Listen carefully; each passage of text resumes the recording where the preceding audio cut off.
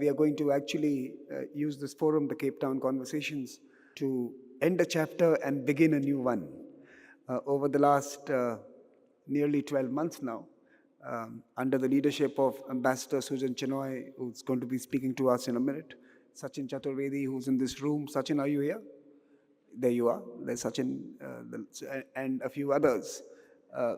India took on the mantle of leading the presidency and entrusted the ideas bank of the G20, the Think 20, in the hands of these able gentlemen who will join us. And of course, our organization, the Observer Research Foundation, was entrusted with the responsibility of being the secretariat of making the trains run on time. But before we come to the secretarial work and we present to you, I think it is my honor and privilege to invite the Director General of the Mohan Parrikar Institute for Defense Studies and Analysis, Ambassador Sujan Chinoy, and the Chair of India's T20 to speak to us on the experience of 1 year, what we sought to do, where we are, and how he dreamt and what we should believe in as we hand over. So let me invite first Ambassador Sujan Chinoy to speak to us as the Chair of India's T20 effort. Ambassador Chinoy, the mic is yours. Excellencies, ladies and gentlemen, good morning. It's a great honor and privilege for me to be standing here before you at the Cape Town Conversation this morning in my capacity as the Think 20 Chair for India's G20 presidency. And I dare say that this galaxy of scholars and practitioners, researchers gathered here have over the past year engaged in deep research on several issues that are pressing and difficult, and in the face of adversity, they have accomplished this task in a great manner and in a very successful manner. I really wish to laud your efforts for this spectacular contribution that you made. My experience, ladies and gentlemen, as the Think 20 Chair for India over the past year has been very rewarding, largely because of the expertise and academic rigor that you brought to our deliberations. It's also, in no small measure, a result of the kind of support that I got from Dr. Samir Saran of the ORF and Dr. Sachin Chaturvedi of the RIS, as also the rest of you. Think 20 India set out to find answers to the most important priorities of our times, such as reforming multilateralism, digital inclusion, resilient global value chains, the green transition, and changing lifestyles for sustainable development. Throughout the year, we have interacted with a most enthusiastic and dynamic group of intellectuals from G20 countries and beyond, basically in accordance with the principle of leaving none behind. This ensured that our output was both representative and relevant. That the New Delhi G20 Leaders' Declaration was adopted unanimously is proof of our success, your success as well. It is flattering to note that some of the key recommendations made by T20 India were adopted at the summit level without any kind of doubt. This is most palpable in four main areas: multilateral reform, green transitions, digital public infrastructure, and above all, women-led development. You would agree that the Delhi Declaration is among the most ambitious that we have seen so far. Friends, the African Union's inclusion in the G20 at the Delhi summit is a great tribute, in my view, to Nelson Mandela, who devoted his life to struggle for justice and equality. Africa's rapid development could provide fresh momentum to inclusive global growth and give a new voice to the global South. Friends, a major takeaway of the Delhi Declaration was the launch of the Global Biofuels Alliance on the 9th of September by Prime Minister Narendra Modi in the presence of the leaders of the United States of America, Brazil, Argentina, and Italy. As you all know, biofuels have lower emissions intensity than fossil fuels and therefore can play a crucial role in decarbonizing economies. 19 countries and 12 international organizations have signed on to this alliance, and they've given a commitment to expand the use of sustainable biofuels. I hope very much that many African countries will also follow suit. Friends, the launch of a mega India, Middle East, Europe Connectivity Corridor, IMEC, as the acronym goes, by India, the US, Saudi Arabia, and the European Union was another major outcome of the G20 declaration.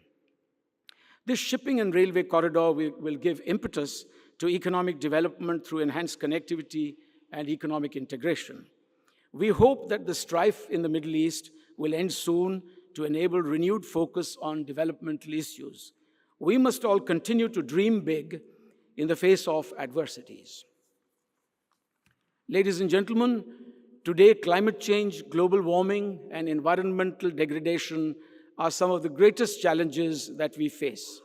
India's economy is already 10% more energy efficient than both the global and the G20 average. India's example shows the importance of behavioral change and consumption, these choices at a personal level, in driving energy transitions. Prime Minister Modi has been personally invested in proposing the LIFE initiative, that's the acronym LIFE, now reflected in the G20 high-level principles on lifestyles for sustainable development. Ladies and gentlemen, one of the most outstanding features of the Delhi summit is the emergence of the One Future Alliance, an India-led multilateral and multi-stakeholder framework dedicated to sharing the successful Indian experience of using digital public infrastructure, a DPI for short, for the benefit of its 1.4 billion people. The India Stack, which is a moniker, as you all know, for the application programming interfaces used by India, combines a unique national digital identity with a unique payment interface. The Indian model of DPI has dramatically revolutionized digital payments and improved the financial inclusion of the poor. Friends, the scholars and experts who participated in the various task forces of T20 India, all of you have made rich contributions to the Delhi Declaration through your research papers and recommendations numbering in the hundreds. I should mention a few.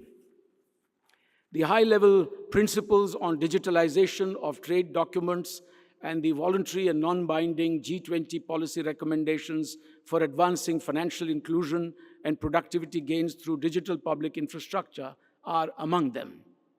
The recognition by the G20 of the role of artificial intelligence and data advances is also very relevant. So is the G20's commitment to accelerating innovations and investment focused on increasing agricultural productivity, reducing food loss and waste across the value chain, and improving marketing and storage to build more sustainable and climate-resilient agriculture and food systems. The renewed commitment to mobilizing adequate climate finance gives us all fresh hope. Friends, the reference to United Nations General Assembly Resolution 75/1 of 21 September 2020, which speaks of reinvigorated multilateralism, reforms, and international cooperation, I dare say is very encouraging. We must keep up the pressure for substantive reforms in global institutions such as the IMF, WTO, and especially the United Nations, and even more especially the United Nations Security Council. Social protection and women-led development, which were so far buried as footnotes in the G20 system, have been brought to the fore during India's G20 presidency. Promoting availability and access to social protection was a key recommendation of T20 India, especially for gig and platform workers. The G20 this year has formalized policy priorities on this issue which is annexed to the leaders' declaration as well. Friends, Excellencies, distinguished ladies and gentlemen, our success so far is proof that effective dialogue and cooperation are not a myth. G20 India has been a people's G20. In fact, it's been a G20 for the peoples around the world. It has proved to be a G20 of the global south, the outgoing troika of Indonesia, India, and Brazil, and the incoming troika with the addition of South Africa. We all share a common purpose, that of achieving growth and prosperity for all. The able support of our Indonesian, Brazilian, and South African colleagues deserves special mention as we formally hand over the T20's reins to our Brazilian colleagues today here in Cape Town, the mother city, as it's known. And it's entirely appropriate and apposite that we should be doing so not far from the Cape of Good Hope, which is really synonymous with hope, because it was in 1888 that we had Bartholomew Diaz come across to the Cape of Good Hope and announced that there was a route from Europe to India via the Cape of Good Hope. But I would say that this is really a route that connects Africa and India. And I do hope very much as we stand in Cape Town before you that we can use not only the G20 presidency of India, but the ones to come, the leadership of Brazil, and thereafter South Africa, to build even better bridges and even better routes, navigation routes between the global north and the global south, as well as among us in the global south. Much has been done, yet we cannot simply rest on our laurels if the UN 2030 Agenda for Sustainable Development, and especially Africa's Agenda 2063, are to be achieved in the face of the many adversities and challenges that will inevitably come our way. And to borrow a phrase from the poet Robert Frost, we have miles to go before we sleep. I do hope that we can all work together, that we can continue to work together to consolidate the gains and the progress that we have achieved so far. I thank you for your support to me as the Think 20 India chair. I wish Brazil good luck, and thank you all once again.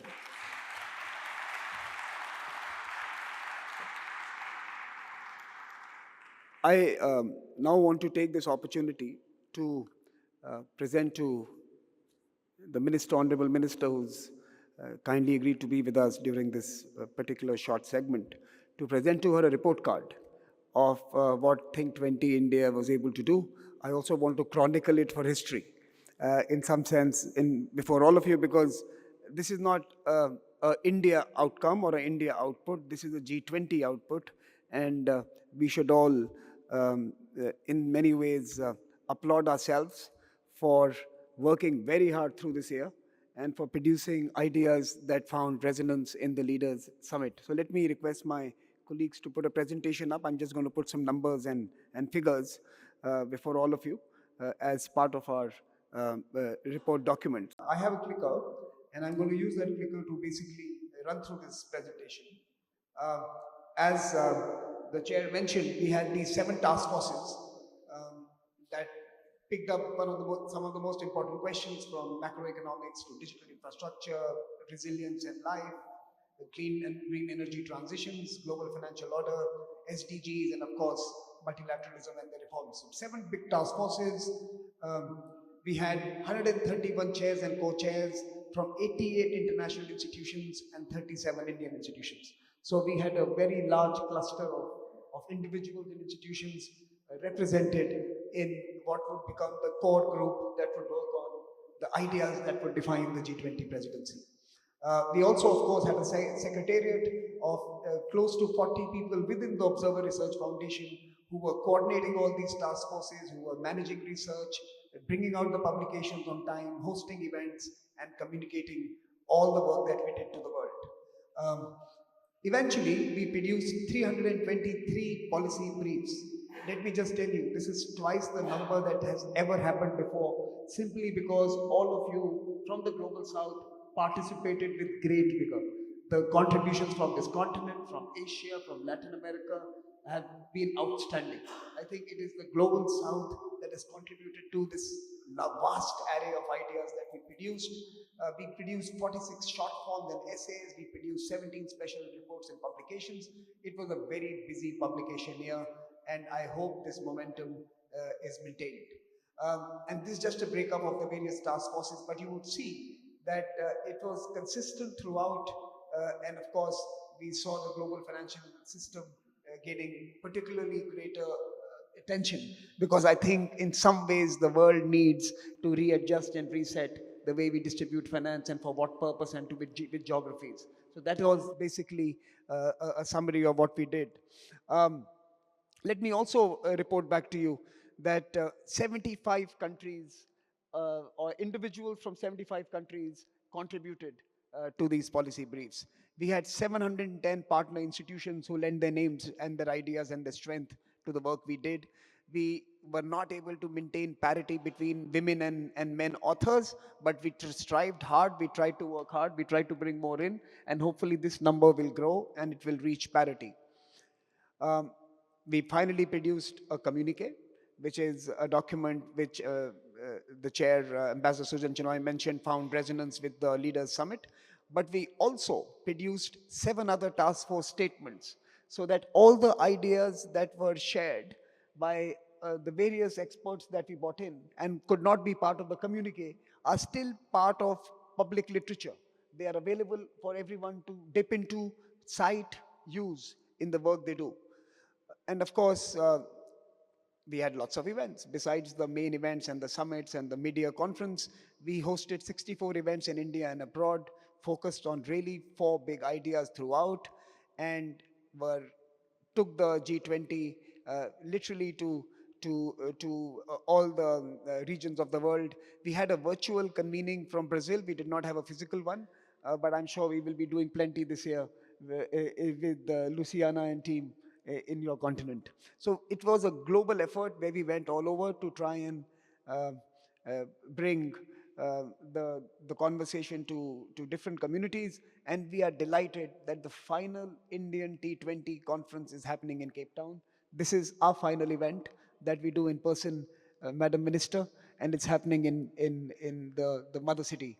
In some sense, this is where we close the effort for this year, although I must say that we have a virtual event in Egypt lined up for later this month, which will really be the final one. These are the handles that we have been running from the previous years. If any of you want to follow the work, please follow these. And in many ways, this is the report card of India's T20 in numbers. I think we can all applaud ourselves for the work we did. So congratulations to everyone. With that, we draw the curtains down on India's T20 presidency. And let me congratulate Sachin, my friend who's sitting there, and I'll have you on stage in a minute. And let me congratulate Ambassador Chinoy and a few others who were part of the core group who shaped the presidency. Let me also really, really thank my colleagues, 38 of them, who worked harder than any secretariat has ever to do more in terms of events, publications, forums, convenings, and diversity. So please join me in applauding my colleagues.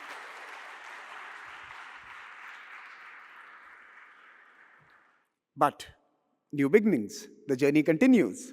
And to now take over and take this journey forward, the journey of the G20, the journey of shaping the future that's sustainable, that's fair and equitable, and that is inclusive and planet-friendly.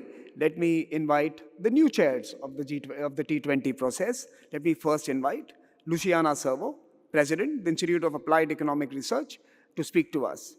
Luciana, the T20 is yours, so is the mic.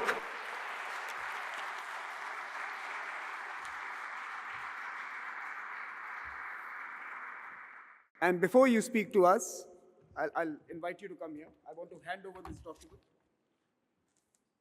A report card that I presented is now yours.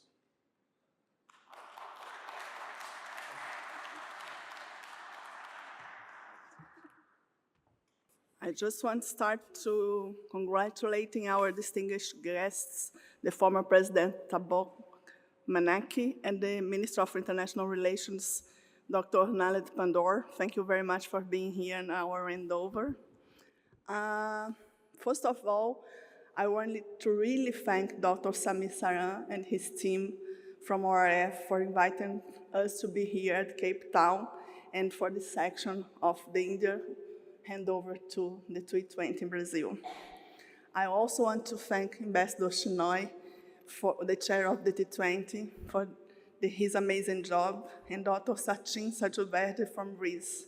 The T20 India was incredible, was a huge effort, and we are all thankful for that. Thank you all for joining us today in this moment of the handover of the T20 India to T20 Brazil.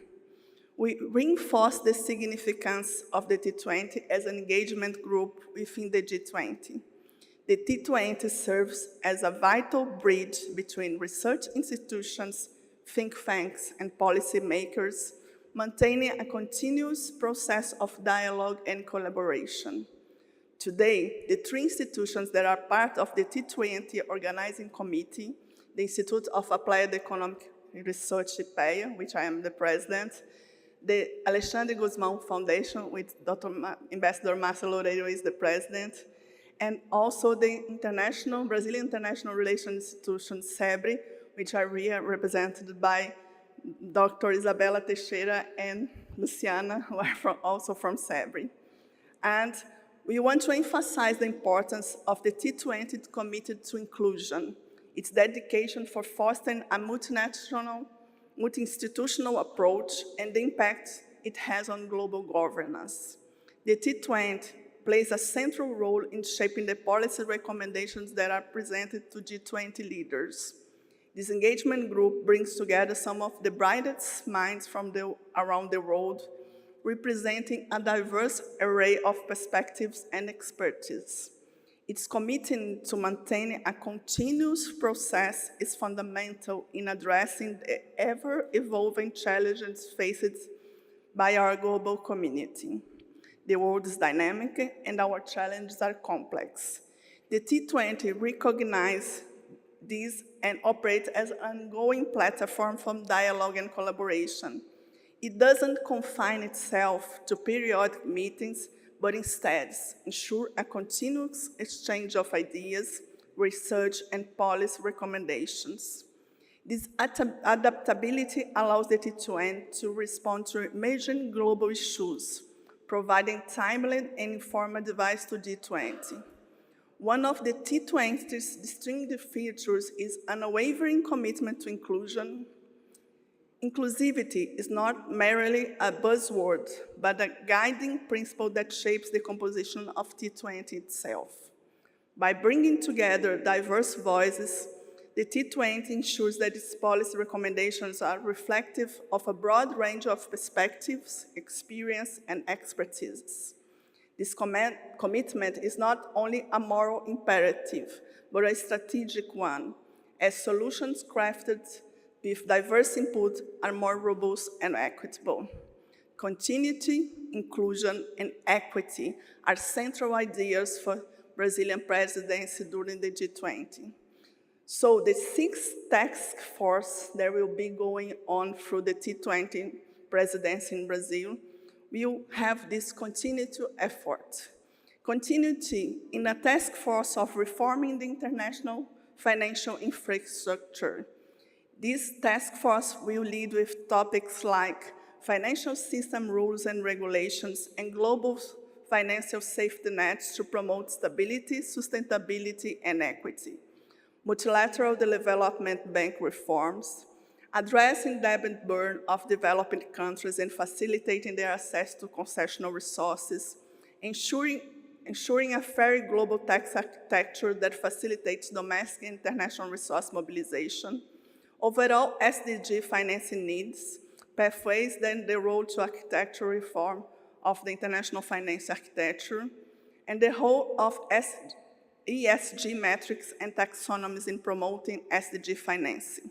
Another task force is Trade and Investment for Sustainable and Inclusive Growth.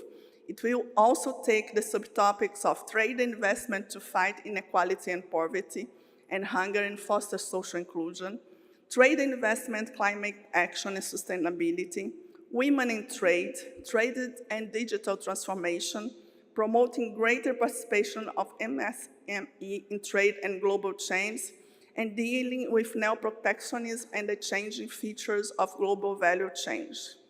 A third task force will be the continuity of strengthening multilateralism and global governance. It will talk about the G20 role on strengthening multilateralism, the UN reform of the WTO, global health issues and One Health approach, new norms and metrics for international development cooperation and global public goods provision, the role of non-state actors, non-governmental organizations, and subnational units in multilateral governance, and assessing at G20 pledges and action. Also, continue and reinforce inclusive digital transformation, digital inclusion and meaningful and universal connectivity, digital transformation and platformization of public service, digital integration, data and protection, cybersecurity, new technologies for the SDG and decent work, challenge opportunities and governance for international intelligence and global digital governance and regulation and digital platform. As Brazil G20 launched two special task forces, one against hunger and fighting poverty, and other climate action, we have two task forces in T20 to deal with these topics. Sustainable climate action includes just energy, for fostering sustainable, inclusive, just energy, accelerating transition to a low-carbon economy and fostering sustainable consumption and production, fostering investment and open innovation to support social, bioeconomic, and nature-based solutions, investing in social sustainability, inclusive, and resilience infrastructures, accessing multilateral funds, operationalizing climate justice. And the most important one for Brazilian presidency is also fighting inequality, poverty, and hunger. You have promoting policies for fighting poverty and hunger and the whole of the trilateral cooperation, fostering food security and nutrition for sustainable food system, expanding access to social protection-based services, promoting universal health coverage, reforming policies, fiscal policies, and fight gender and race discrimination and inequality in healthcare. Inclusion will reinforce the role of African Union as part of G20. As the minister has said, it's really, really important for us to have the African Union as part of G20+, because this will encourage us to go deeper in the process of inclusion, promotion, equity, and development. The three institutions of Brazilian T20 are led by women, myself, Ambassador Márcia, and Julida Leite. We are committed to foster the gender agenda during the T20 Brazil, not only as a subtopic, but as a transversal topic in the T20 agenda. Inclusion also stands to engage with stakeholders from civil society, business, women, science, labor, youth, and organizations. This holistic approach ensures that the recommendations put forth are not academically sound, but also resonate with realities of people's lives. We want the T20 to be as inclusive as it has been, and also to bring a new agenda for these other topics and be part of an important process in the G20. We also want to invite the think tanks for a virtual meeting in the first days of December, so they will present our site and also other details of our process. Thank you very much.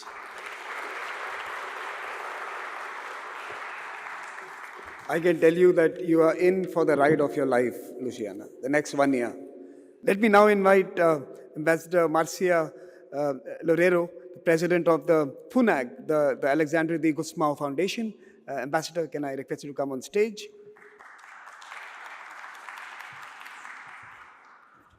Good morning, everyone. Your Excellency, former President Thabo Mbeki, head of the Mbeki Foundation, we're truly honored by your presence here, and also Foreign Minister Naledi Pandor.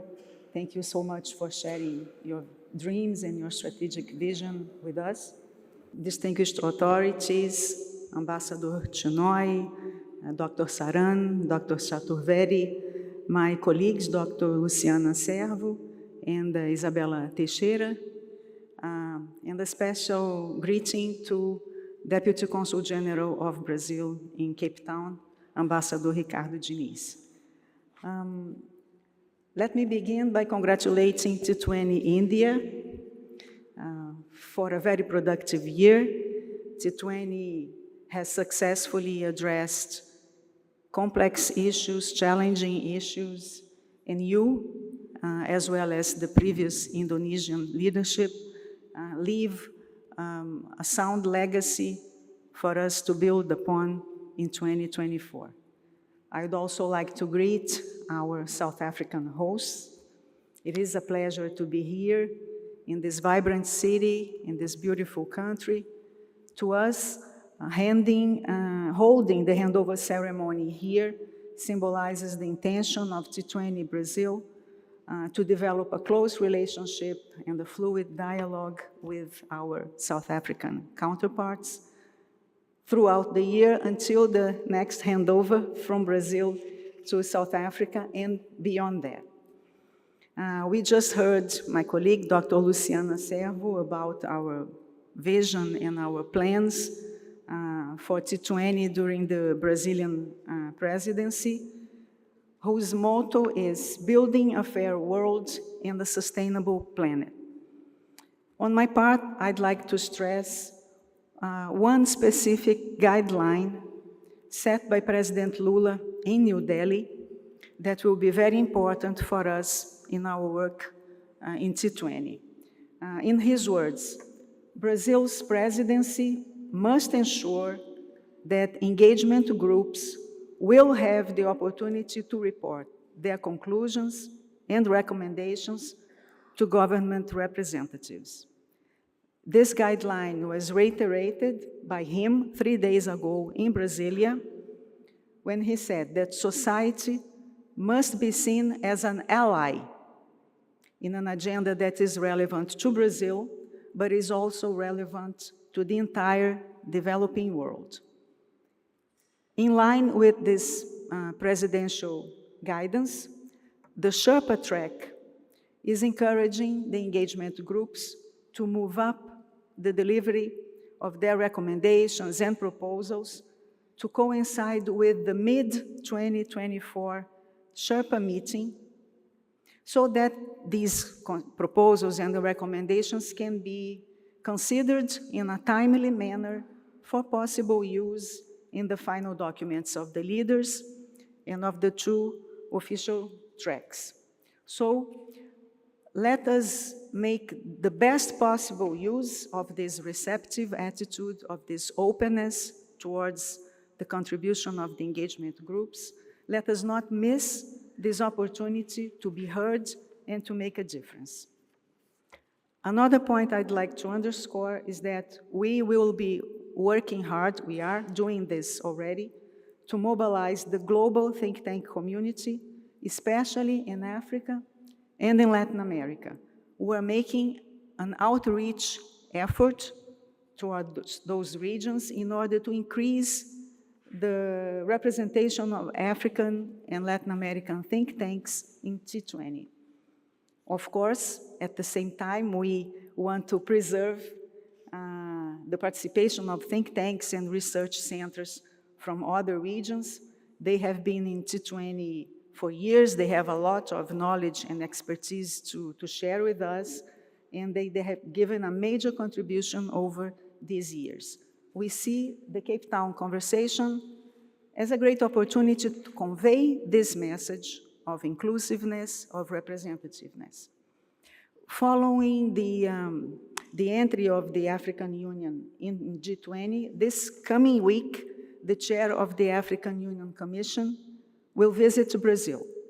This is a concrete step towards a meaningful participation in G20, and in T20, we will be working to achieve the same goal.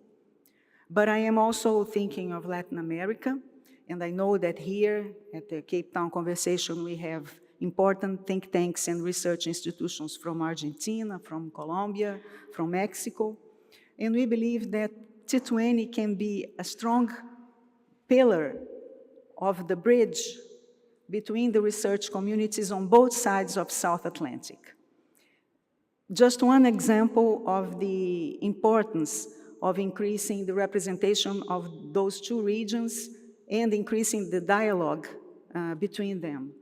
We know that the COP30 of the Climate Convention will be held in Brazil in 2025, so 1 year after the Brazilian G20 presidency. So, of course, climate and sustainable development will be central themes for our presidency. In T20, African and Latin American think tanks could join forces and, who knows, maybe offer an important contribution for the coordination of positions at COP30.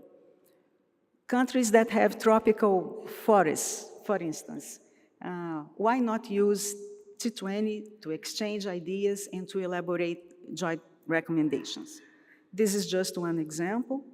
Another topic of interest to those two regions, to all the regions actually, is improving the financing mechanisms for sustainable development and climate action.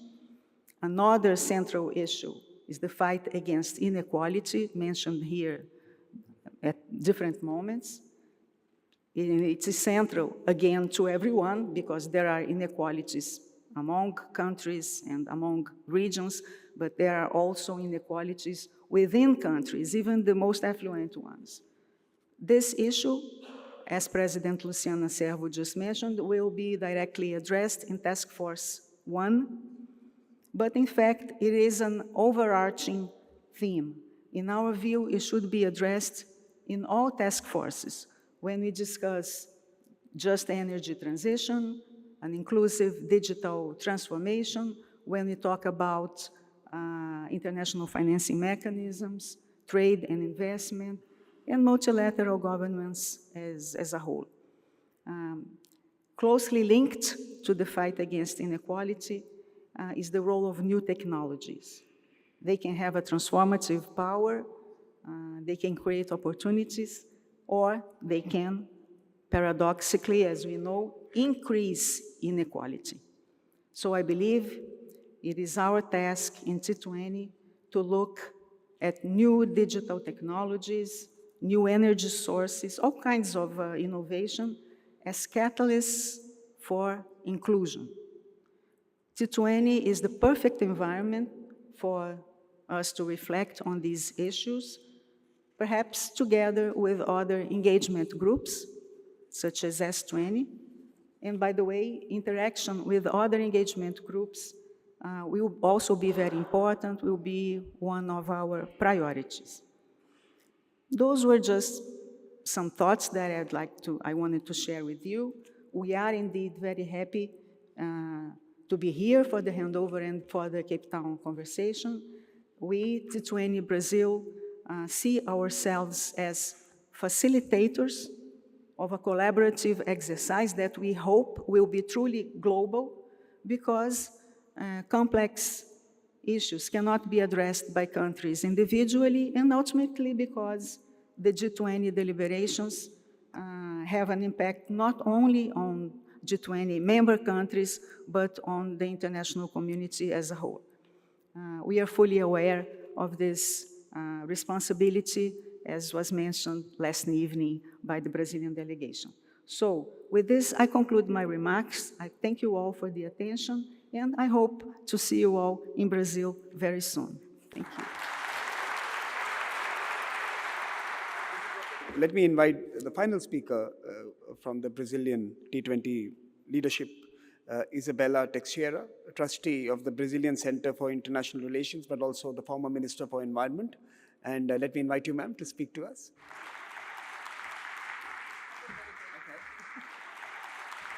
Good morning. It's very important to observe that we are coming to also to work hard, consider think tanks T20, but I'm personally engaged to have more African think tanks joining us in this new trajectory in Brazil. So welcome, African think tanks, welcome to Brazil. My second point here, it's also important to observe how our work will come closer to the societies, to people, not only to the power, and this is the political power. This is very important, because when you go into the international meeting, you mobilize people. Our country will be fully dedicated for this, but unfortunately, the majority of society never knows what's happening, why you take the decision. We are working for these societies. We are working for people. This is very important to remember when you join the next year in Brazil. My third point here is to observe that the international crisis, when you go, including the triple environmental crisis, come together with democracy crisis. That's why I'm trying to emphasize here the importance to value democracy, to value societies. We have this in our country, this crisis in the past, recently, and you know a lot, the meaning how we need to fight a lot to preserve democracy. And T20 will be part of this. Be sure of this, my dear friends.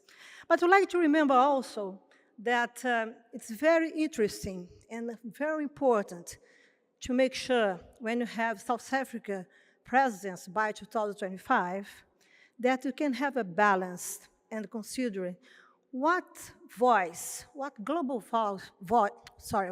South voice must emerge by 2025 after 5 years of G77 plus China countries leading the G20. Tell me, this is our responsibility if you want to change the world. Madam Minister knows this better than I. And you need to know what's our role as G20 and also Global South to make sure that you cannot shape the narrative, only shape the narrative, but we should be transformative if we want a better world and a better planet.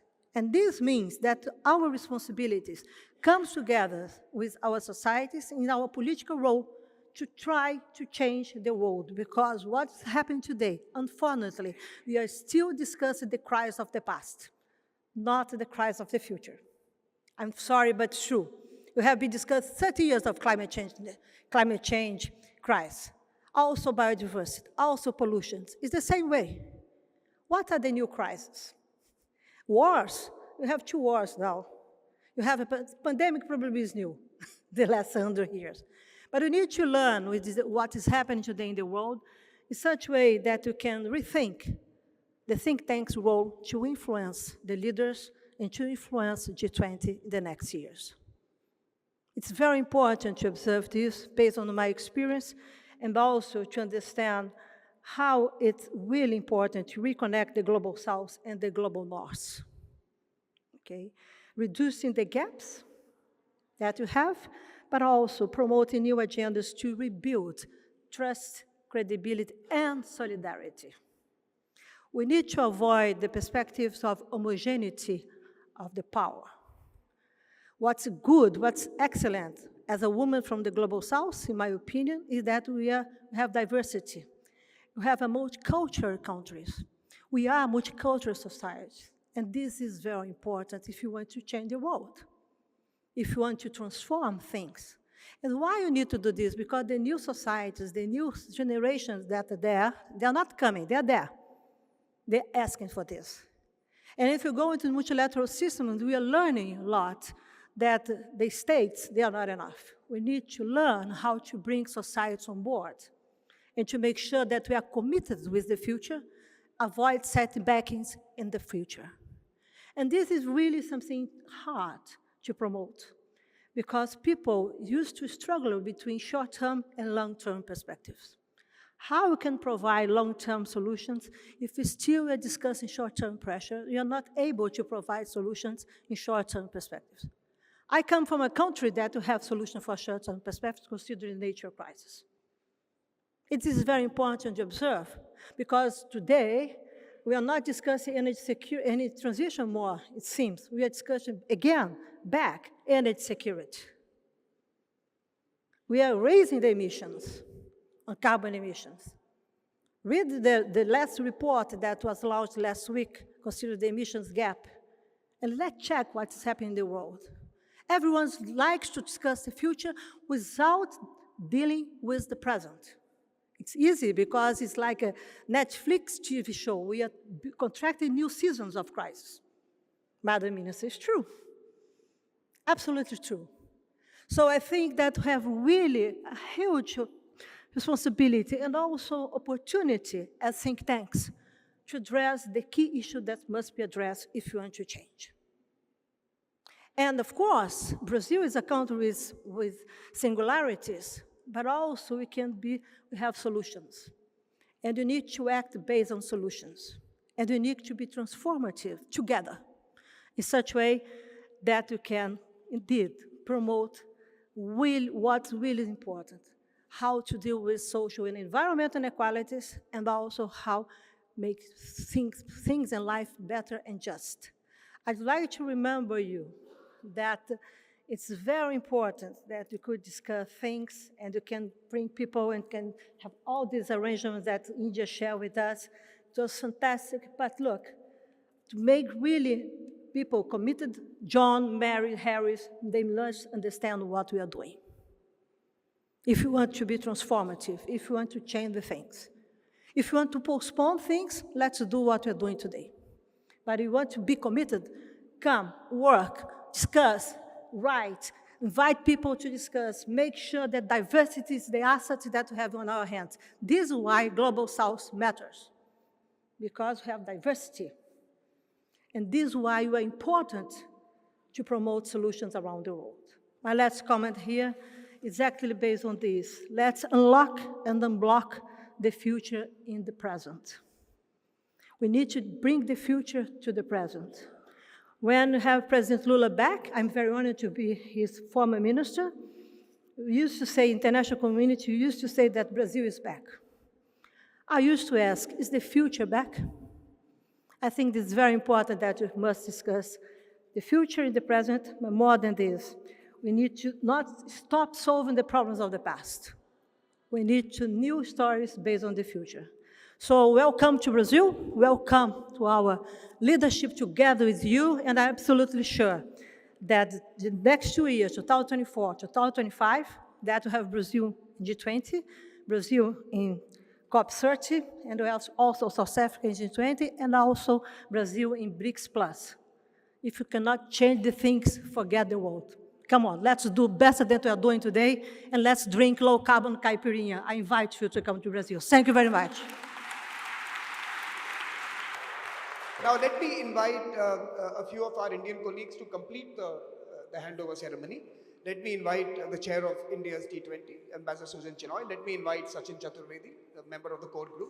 May I now invite the Secretariat, the directors of the Secretariat, to formally hand over the keys to the future to you. So let me invite the Secretariat Director Sunena and Nilanjan Ghosh, Sunena Kumar and Nilanjan Ghosh, to formally hand over the keys to Brazil.